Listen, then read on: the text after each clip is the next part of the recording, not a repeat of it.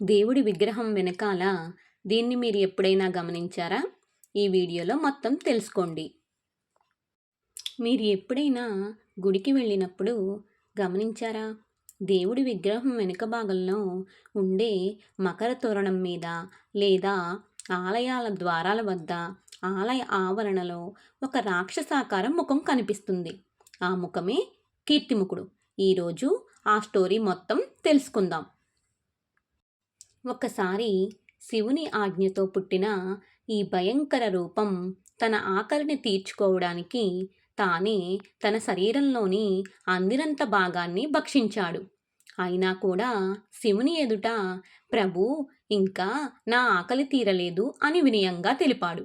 అప్పుడు శివుడు ఇలా వరమిచ్చాడు. ఇకపై నువ్వు ఆలయాల బయట ఉంటూ నా కోసం వచ్చే భక్తుల పాపకర్మలను కూడా భక్షించు.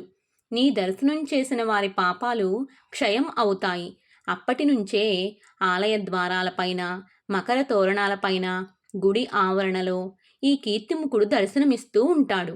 అందుకే శాస్త్ర ప్రకారం ముందుగా కీర్తిముఖుణ్ణి దర్శించి ఆ తర్వాతే దేవుని దర్శనానికి వెళ్ళాలి.